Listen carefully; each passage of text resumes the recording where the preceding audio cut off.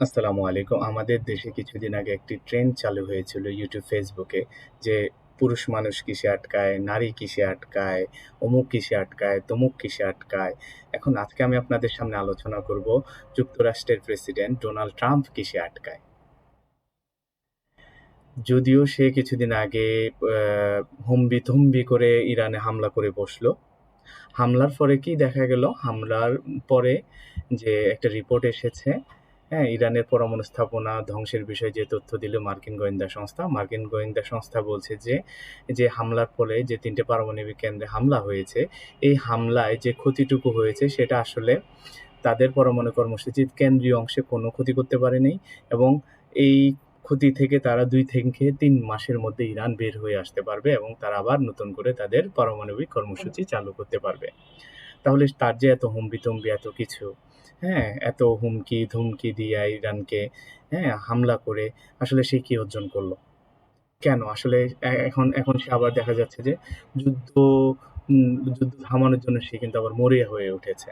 উম গত পরশু যখন কাতার এবং ইরাকে মার্কিন ঘাঁটিতে হামলা হলো। এরপরে কয়েক ঘন্টা পর থেকে সেই যুদ্ধ বিরতির জন্য মরিয়া হয়ে উঠল। এরপরে যখন ইরান আবার হামলা করে বসলো এবং আবার ইসরায়েল হামলা করার ঘোষণা দিল, তখন সেই নেতানিয়াহুর উপর খুবই বিরক্ত হয়েছে। এরপর আবার হচ্ছে সে ইসরায়েল এখন মাত্রা ছাড়িয়ে যাচ্ছে। এখন মনে হচ্ছে যে সে ইরানের খুবই পক্ষের একটা শক্তি। হ্যাঁ? তো আসলে ট্রাম্প কিসে আটকায়? এখন একটা রিপোর্ট এসেছে, সেই রিপোর্ট বলছে যে নোবেল শান্তি পুরস্কারের জন্য মনোনীত ট্রাম্প। তাহলে কি আমাদের ট্রাম্প মহোদয় এই যে নোবেলে আটকালেন? হ্যাঁ? যে নোবেলের যে তার একটা স্বপ্ন আছে সে বলেছেও যে তাকে নোবেল দেওয়া যায় অমুক কারণে। এখন সে সেইরকম একটা কি কারণ তৈরি করলেন যে যাতে তাকে নোবেল দেওয়া হয়। আরেকটা সবচাইতে বড় ইস্যু হচ্ছে আসলে সে হচ্ছে বিজনেসম্যান। হুম? তার চিন্তা হচ্ছে তার বিজনেসের চিন্তা, তার দেশের বিজনেসের চিন্তা। সে ক্ষমতায় এসেই কিন্তু শুল্ক নিয়ে হ্যাঁ, এক ধরনের আন্তর্জাতিক যুদ্ধ শুরু করে দিয়েছিল। সবগুলা দেশের উপর হ্যাঁ, তার অন্যান্য দেশের পণ্য আমদানির উপর সে শুল্ক অনেক গুণ বাড়িয়ে দিয়েছিল। তো আসলে এখন যখন ইরানে হামলা করে বসা হলো, ইরান কিন্তু কি করল?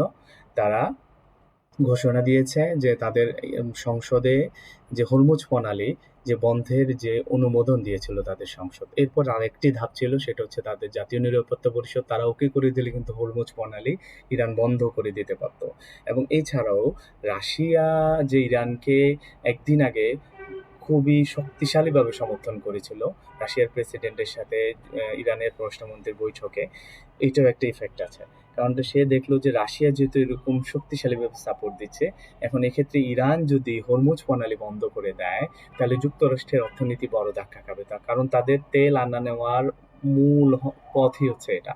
আর বিশ্বের তেল আনা নেওয়ার ২০% কিন্তু এই পথ দিয়ে করা হয়। তো এইসব বিষয় চিন্তা করে আসলে শেষ পর্যন্ত যে যুদ্ধ নিয়ে এত মরিয়া সে এরপরে কি করছে? সে নেতানিয়াহুকে হুমকি দিচ্ছে। নেতানিয়াহু এটা করছে, সেটা করছে। তো আসলে যেটা মনে হচ্ছে যে ইস্যুগুলো নিয়ে আলোচনা করেছি।